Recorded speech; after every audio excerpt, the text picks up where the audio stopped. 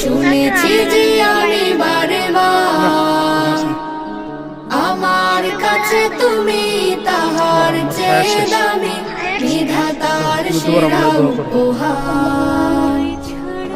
আমার জন্ম মাগো তোমার কোলে, মাটির কবরের আমার জন্ম মাগো তোমার কোলে, সে জানে না তোমার মতো আছে আর কে বলো, তুমি আমার মা, তুমি আমার আলো, তোমাকে বাসি মাগো অনেক ভালো, তুমি আমার মা, তুমি আমার আলো, তোমাকে বাসি আমি অনেক ভালো। এই এক প্রশ্নে থমকে গেছে আকাশ নাকি শুনি অনেক বড়, যায় না তার বিশালতা, আমার কাছে শেষ মানুষ সবাই মরণ লাগে। তোমার আম্মু মরছে, আব্বু মুরমু সবাই মরণ লাগবে, ঠিক আছে।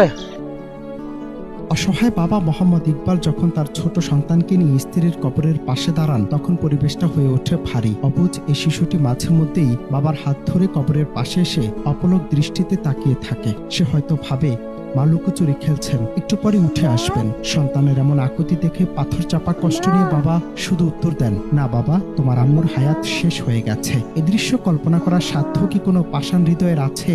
সামাজিক মাধ্যমে বাবার পোস্ট করা এই ভিডিওটি যেন মাতৃহীন এক সন্তানের আজীবনের হাহাকার। মা তো সে শীতল ছায়া, যার অভাব পৃথিবীর কোনো ঐশ্বর্য দিয়ে পূরণ করা সম্ভব নয়। আজ থেকে কয়েক বছর পর যখন এই শিশুটি বড় হবে, তখন সে হয়তো বুঝবে মা না থাকার শূন্যতা কতটা বিষাদময়। পৃথিবীতে কত সন্তান অল্প বয়সী মাকে হারিয়ে এতিম হয়েছে।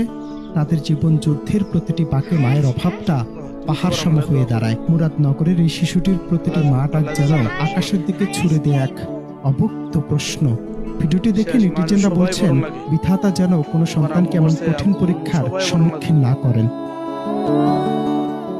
আমাদের চারপাশে এমন কত শত শিশু মায়ের স্নেহ বঞ্চিত হয়ে বেড়ে উঠেছে, যার খবর হয়তো আমরা রাখি না। মুরাদনগরের এই ভিডিওটি আমাদের চোখে আঙ্গুল দিয়ে দেখিয়ে দেয়, জীবনের সবচেয়ে বড় সম্পদ হলো মা বাবার ভালোবাসা। কিন্তু প্রশ্ন রয়ে যায়, মায়ের শূন্যতা কি কখনো পূরণ হয়? এই পৃথিবীতে হাজারো শিশু ছোট বয়সী মা হারায়, আর তখনই বোঝা যায় মা শুধু মানুষ নন, তিনি সন্তানের পৃথিবী।